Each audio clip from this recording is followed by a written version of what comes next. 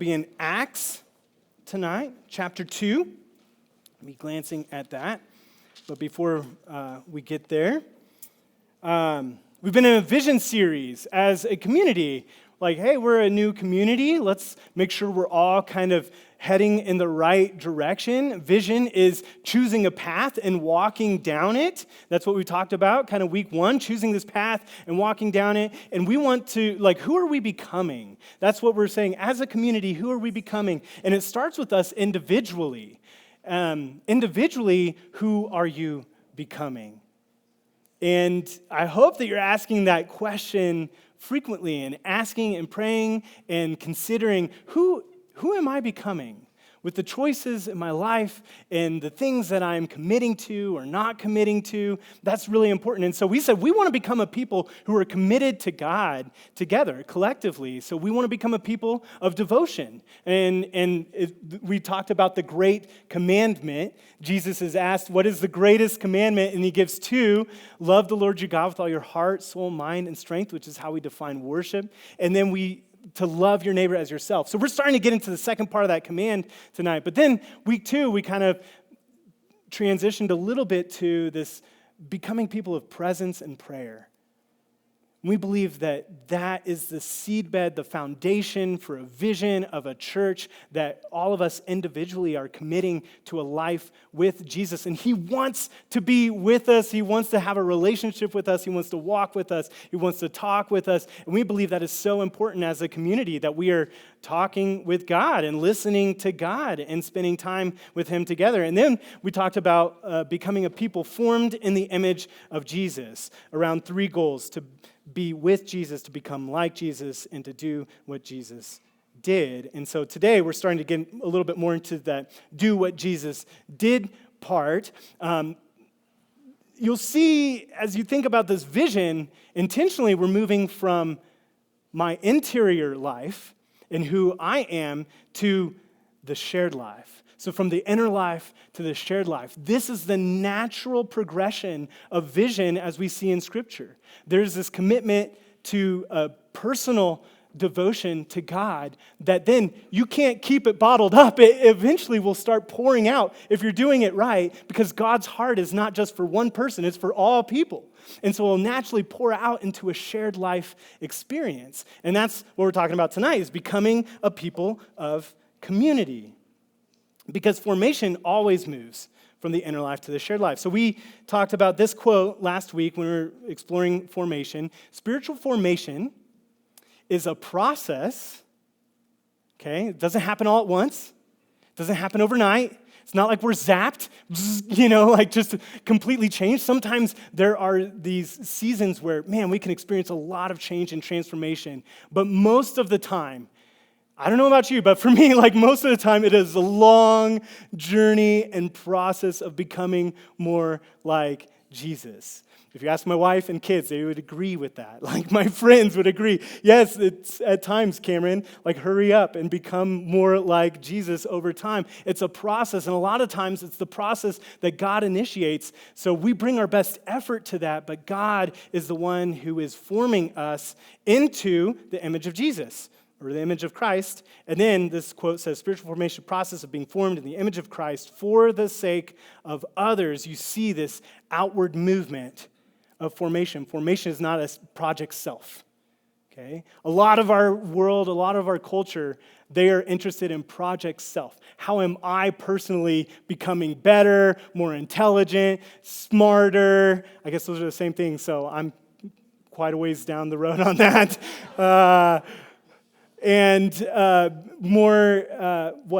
Beautiful. You just look at our world. It's all about project self. But for the early church, it was not that way. And for the followers of Jesus throughout history, it has not been that way. But the early church had to navigate something. So Jesus, we talked kind of about this image of Jesus and Jesus walking with us and being with us. And then the early church had to navigate something really, really difficult.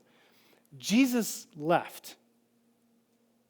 He said, I've got to go. I'm going to ascend to the right hand of the Father, and good luck. So we kind of talked about that commission.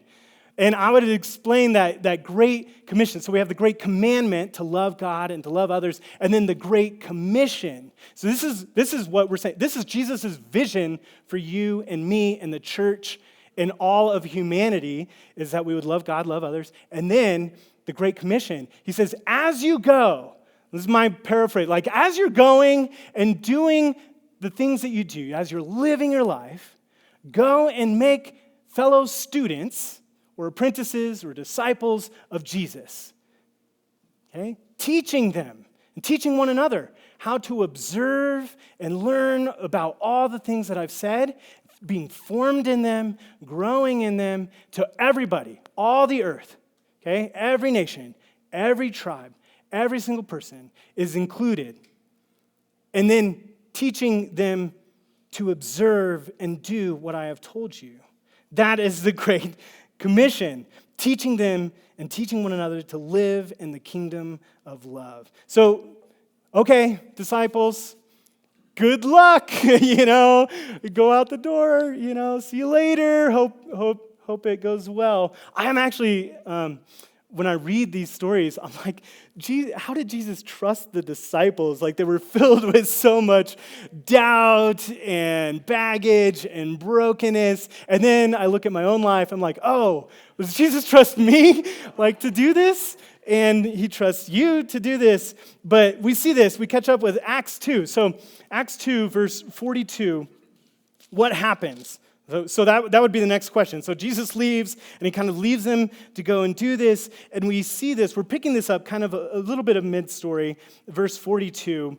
This is what the early church looked like. So this was the vision that they were walking out in obedience to what Jesus said. They devoted themselves, verse 42, to the apostles' teaching and to fellowship, to the breaking of bread and to prayer.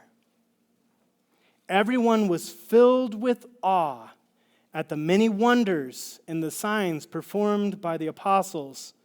All the believers were together, and they had everything in common. They sold property and possessions to give anyone who had need. Every day they continued to meet together in the temple courts. They broke bread in their homes and ate together with glad and sincere hearts, praising God and enjoying the favor of all the people. And the Lord added to their number daily those who were being saved. This is the word of the Lord. Thanks be to God. This is quite a passage. And, immediately what I thought of is some people ask, well, why are you doing services on Sunday night?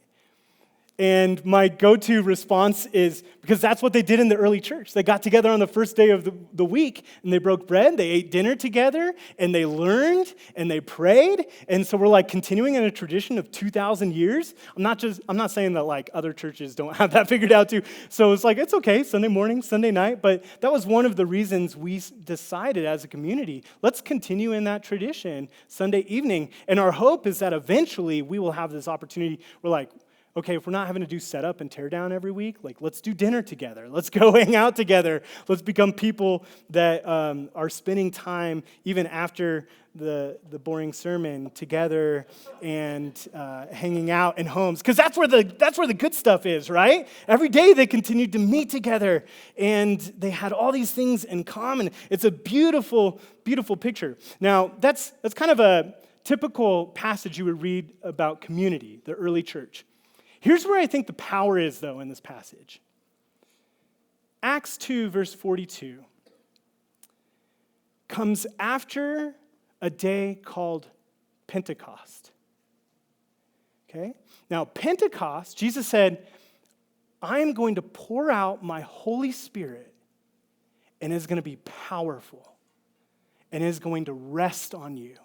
And all those things I told you to do, that Great Commission, the Great Commandment, that vision I've given you, I'm going to pour out my power on you so you can go and do it.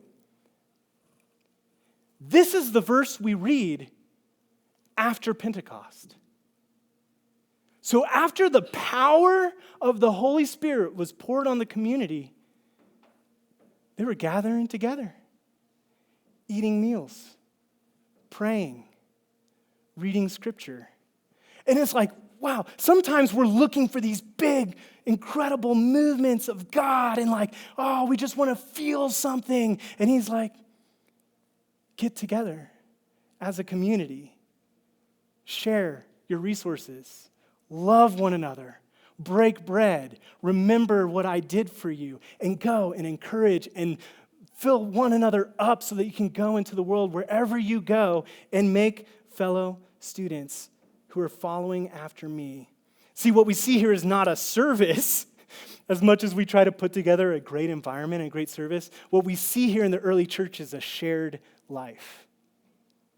And that's what we're trying to create with Flag City. We don't want just a service.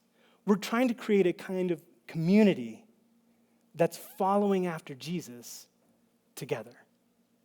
Like, okay, what's your vision? That's it.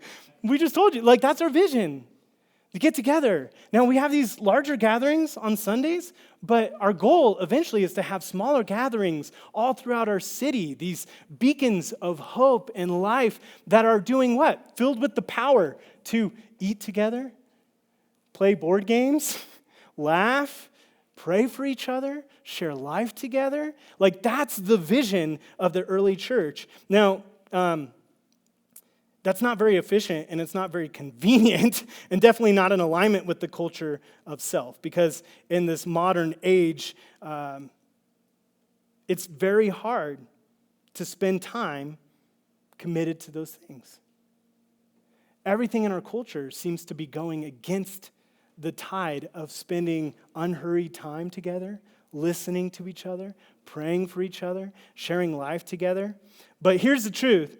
One of my friends, another pastor, he recently said to me, and this has stuck with me. He said, the kingdom moves at the pace of relationships. The kingdom moves at the speed in which we can do relationships. And unfortunately, in our culture, and I'm guilty of this, a lot of times my energy, my focus, my speed, my hurry is for accomplishment instead of relationship. A lot of times it's about the project self instead of sharing with one another. That phrase, one another, occurs 100 times in the New Testament.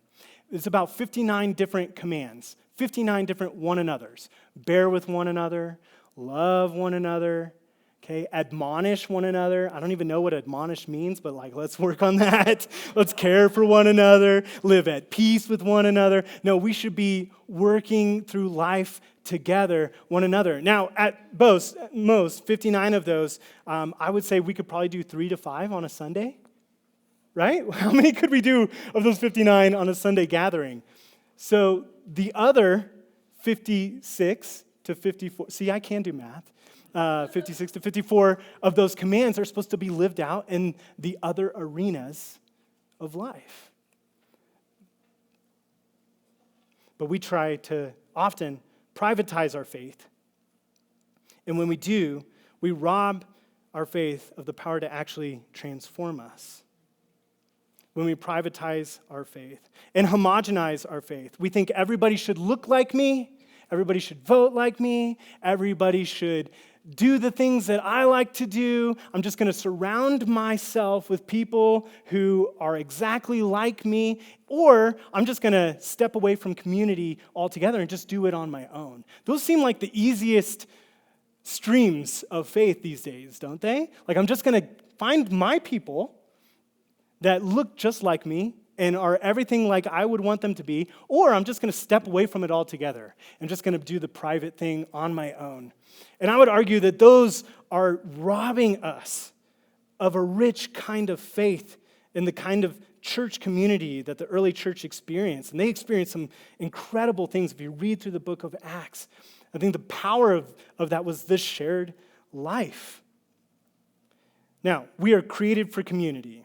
Okay? Many of us would agree with that. Psychologists and sociologists would say that it is on the list of things that we pretty much cannot live without other people. But here's the tension. We live in an era of radical individualism. Okay? I can, to a large degree, live individual and independent from anybody else. I can sit in my house. I can work from home. I can order my groceries. I can pop up the trunk. Nobody ever has to talk to me. I can look at everything I want to from my phone. I can do everything in a place of individual experience.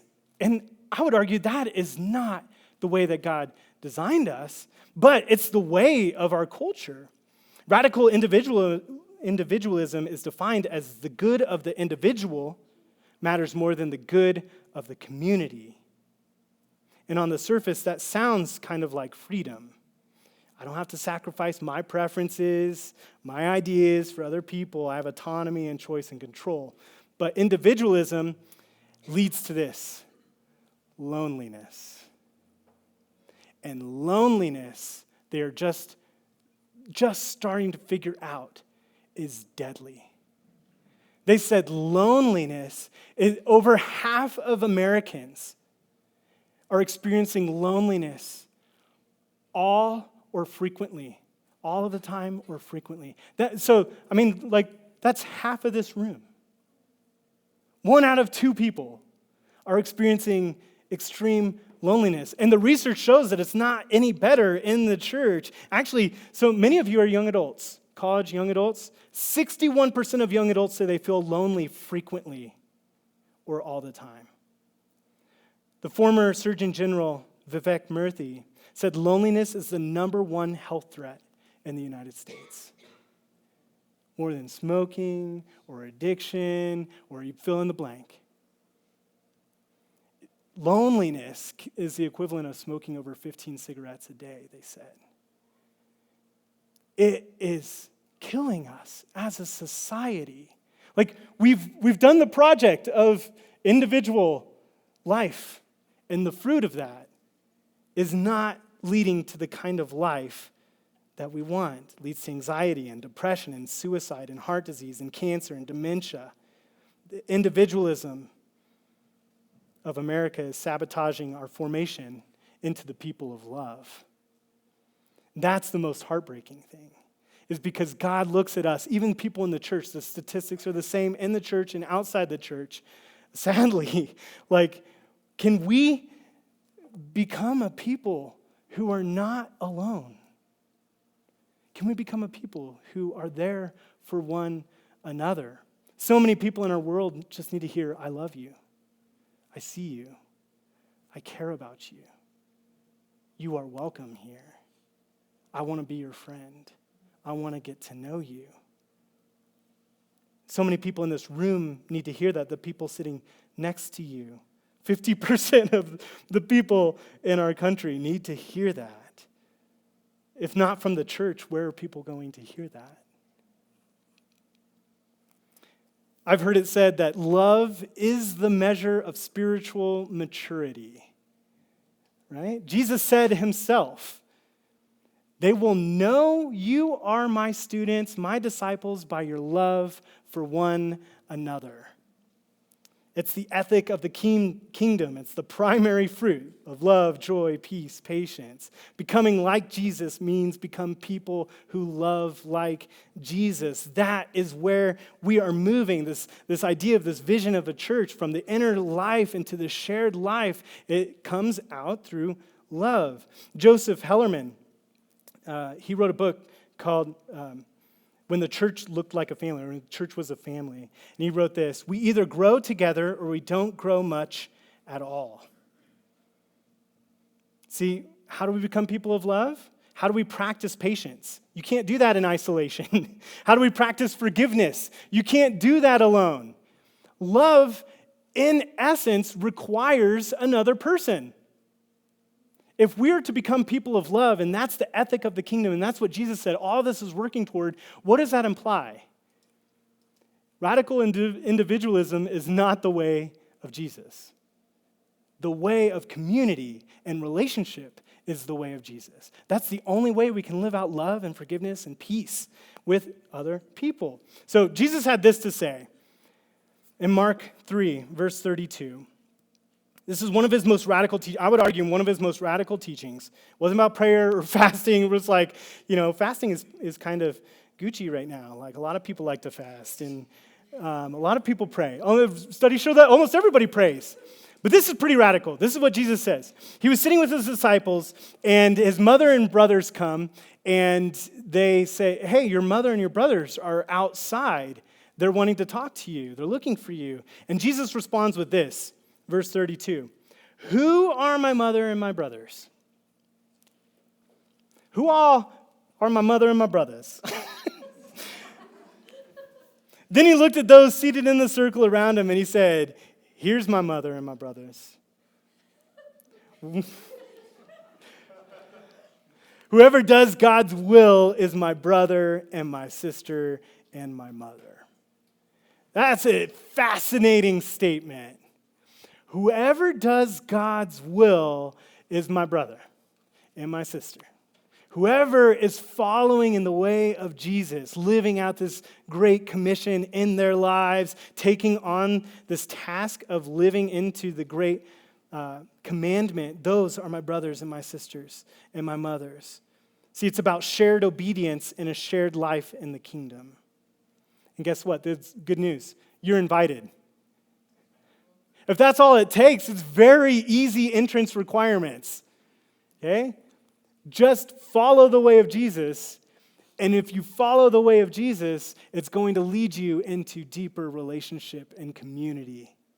That is the path. That is the fruit. That's what comes out of it. You naturally will become people who love other image bearers of God. And we are called to take care of and to look after those other image bearers of God. To love them. And that's where wholeness and growth come in. Paul took this statement of Jesus, and he was, I believe, reflecting on this in Ephesians 2, verse 19. When he's trying to talk to the early church, they had a lot of division. Guess what? It's not as easy when Jesus isn't standing right next to you to live this out. But it's okay. We have his words, we have his life, we have his lifestyle, we have his teaching, we have one another. We're learning to do this. And Paul, in the early church, they were trying to learn how to do this. Ephesians 2:19 says, you are no longer foreigners and strangers. Okay, he's trying to bring these groups together. But you're now fellow citizens with God's people. And he says, and also members of God's family. You are my mother and my brother and my sister, and we are a family of God if you are following after Jesus. It's like we don't have membership at Flag City. If you're following after Jesus, you're in. Even if you're not, come be a part of this community. We want you to be a part of this. We want to wrap our arms around you and just say, I love you, I care about you. Let's do this together.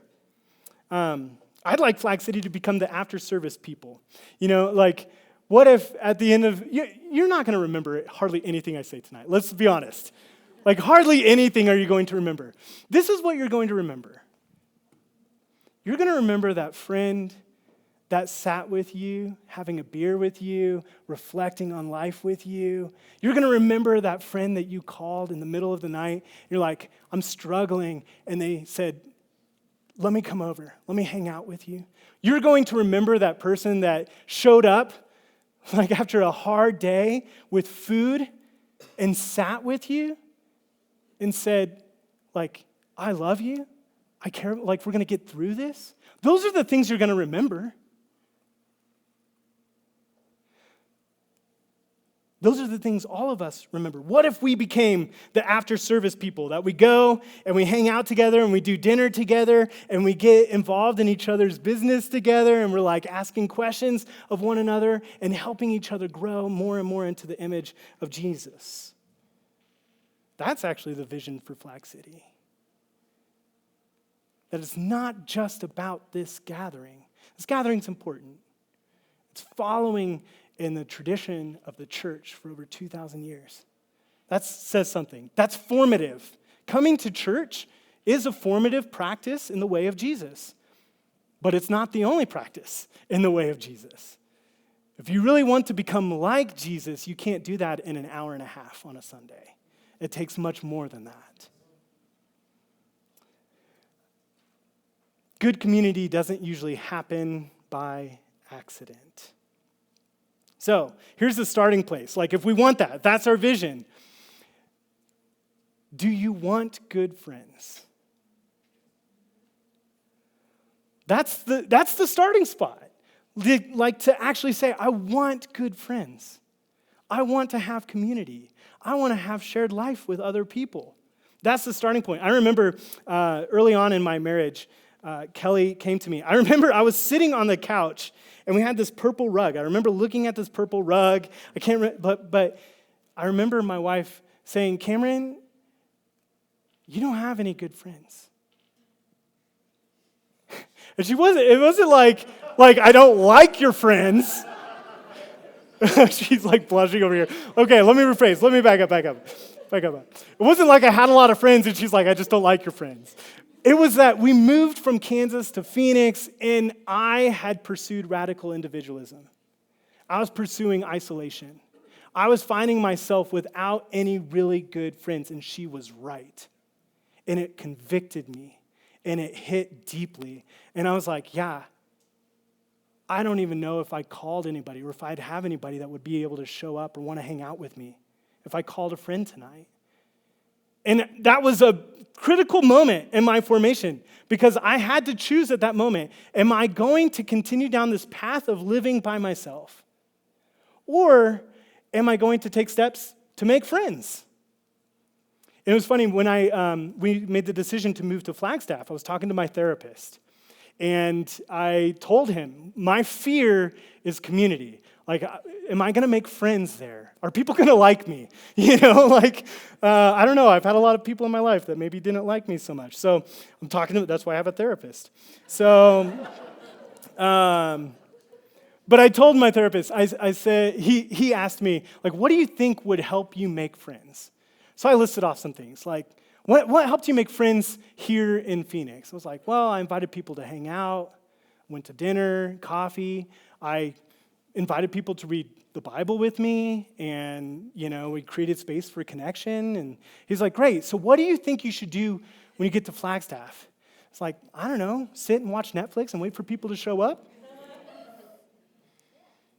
No, he's like, the same things that worked in the past to help you make friends are going to help you make friends in the future. It's the same things that are going to help us create community in Flag City when, all of us are new. If you feel new, welcome to the party. We're all new, some of us have been getting to know each other for a couple of months, but, this is the perfect place to jump in and find community and friendship. And guess what? We have something very important in common, and that's an intentional pursuit of Jesus. But how many of you are silently hoping community just happens? I don't think community has to be complicated. I was in the hospital a few years ago, and I was actually fighting for my life. So I got a bad infection. I got sepsis. It was in my blood. It was in a very bad spot. And the most meaningful interaction in that time was a friend who actually I hadn't talked to recently. He just showed up at the hospital with a balloon and candy bars. He's like, I don't remember which one you like, but I brought them. And he sat, I could hardly speak to him or interact with him. And Kelly and I have talked about, that's a big change from 17 years ago when I was sitting there and I was like, I don't have any good friends, to somebody showing up at the hospital and saying, hey, we love you. We care about you. We don't know what to do, but here's some candy. And I don't even know if you can have it. But that wasn't complicated. It was very easy, but it was powerful. I'm amazed at the simplicity of Acts 2, the early church. But it does involve some commitment and some consistency. If you read back through Acts, and we just kind of take that kind of expositionally, that passage, I see three primary ingredients. So in Acts chapter 2, verse 42 through 47, in that passage, there's three primary ingredients. The first one is a devotion to God. Okay, I can't help you with that. I can encourage you. I can try to give some inspiring quotes or pictures. I can read scripture to you, But I can't help you with your devotion to God. I can walk with you and pray for you, but that's kind of up to the individual. And then there's the second ingredient, which is devotion to fellowship. Okay? They were devoted to the apostles' teaching and to one another. Now that I can do for you, and you can do for me, and we can do for one another. We can be devoted to the fellowship, to the community. And the third ingredient is they continued to meet together. The consistency. We have an opportunity to do that for one another too. So devotion to God, devotion to one another, and a consistency and continuing to show up. There was a season at my last church where it got really difficult, and it would have been really easy for me and my family to hit eject and just leave. There was just kind of a challenging season and some new leadership, and some of our friends left, and it would have been very easy for us to say, you know what, let's just step into something else. But we prayed about it, and I had started to make some friends in that community, and we decided, after a lot of prayer and a lot of asking God, to stay. And that became one of the richest and most powerful seasons of our lives. Much of that community is why we're here today. Much of that community, because we stayed, laid a financial foundation support for us to be here, for you to be in this room. Because in that season, we built strong community and friendship, brothers and sisters in Jesus, mothers and fathers. We became a family. And a lot of time, hardship is actually what binds you together. And I think that's the people who leave a lot of times don't end up growing. People who jump from place to place to place, season and season and season, when things get difficult, eject. Those are the people that don't end up growing. They get stuck in their immaturity. But the people who stay and commit and stay rooted to one another, those are the people who experience true growth. Not just when it's easy and convenient, but when you have to commit and continue.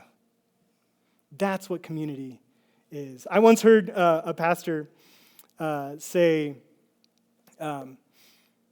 he gets this question a lot. I haven't got this that much, so, but he got the question a lot, like, why do I even need to come to church? Can't I just follow Jesus and do my own thing?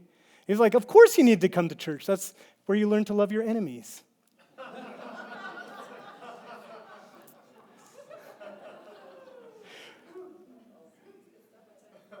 And it's kind of true, right? We're sitting in this room and we've got Chicago Bears fans and Seahawks fans and all the people, 49ers fans. We all come together and we put those things aside for the purpose of Jesus, But the reality is, we need one another. We need to learn how to forgive and to be patient and to pursue peace. How can we seek world peace when a lot of times we can't even seek peace with the people that are sitting right next to us? And that's why, this is a dojo. This is an environment for us to learn how to, karate chop each other. This is the space in which we learn how to follow the way of Jesus. We learn how to forgive each other when we step on each other's toes. We learn how to be patient and kind and to clothe ourselves, as Paul says, with compassion and kindness and humility and gentleness and patience. Do I really need to go to church? Yeah. I think it's a very formative piece of our development in the pursuit of Jesus. I like to say real community is high risk, high reward. Okay? There is a risk involved with relationships. And I've been hurt by people. Many of you in this room have been hurt by people. Actually, most of the hurt that comes in our lives is from people. But we can live that existence. Low risk, low reward, hyper individualistic. I can just stay. I don't have to talk to anybody. I just drive in my driveway, never have to talk to my neighbors, never go to the front porch, never go to the back porch, never invite somebody to go running or mountain biking or bowling. We can live that existence, but there's a low reward. The higher risk comes with a higher reward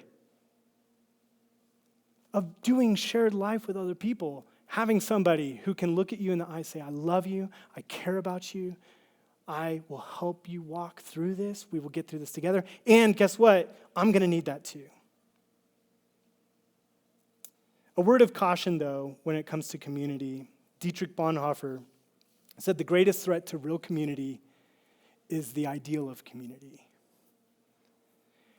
And sometimes when we're talking about in the church, community, it's like, oh yeah, that feels great. Like we'll just show up, we'll have a great time, and we'll just sing Kumbaya and read the Bible, and it'll just be beautiful, awesome. It's like that's actually the greatest threat to community, is over idealizing what the community is supposed to be. Because sometimes then you miss the reality of the ways that Jesus is wanting to be involved in that community, which a lot of times is messy. Bro, you have cilantro in your teeth. It's messy when you get involved in each other's lives and like, man, I saw you get a little too angry with your kids. I saw you get a little too bristly with that person who said that comment, and that happens in community. It will be awkward. It will feel unfinished. Community can feel clunky. But if our shared goal is becoming more like Jesus, then even the mess will be meaningful.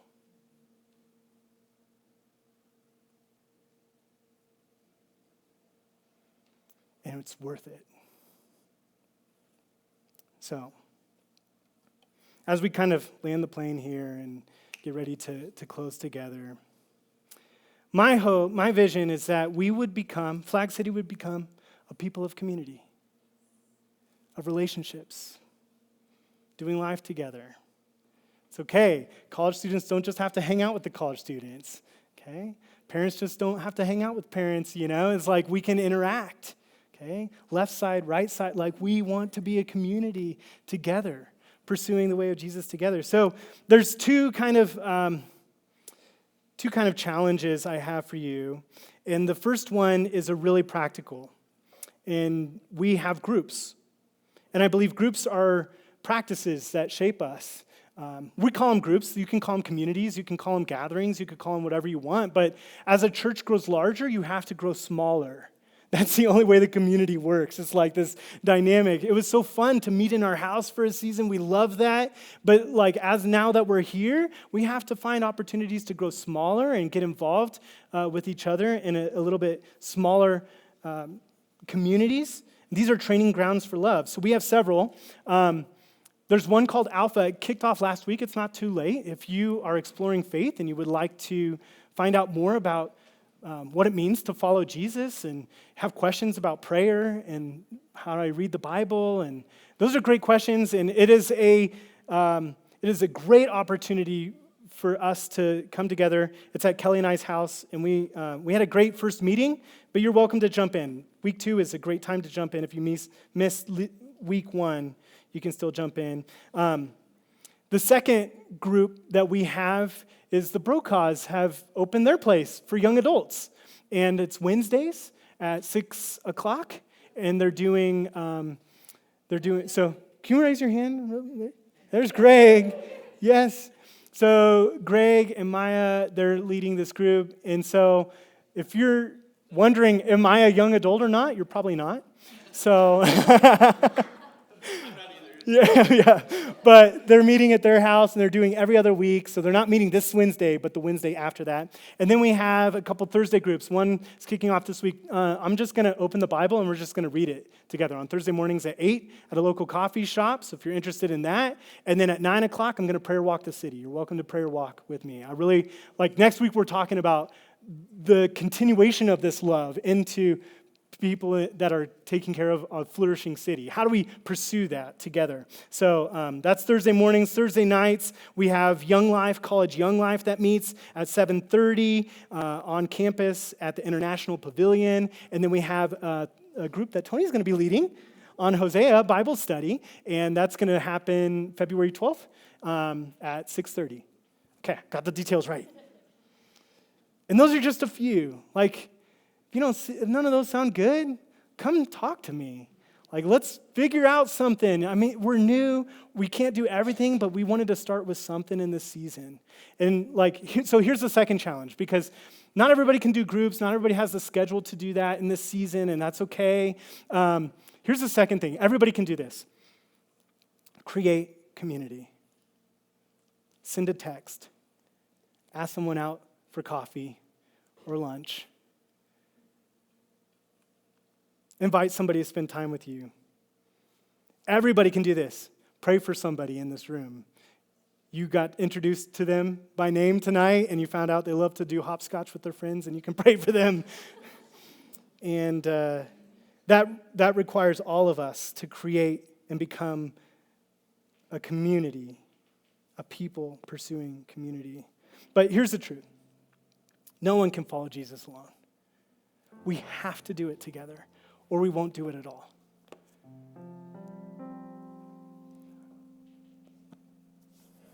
My encouragement for us in this season is just to lean in,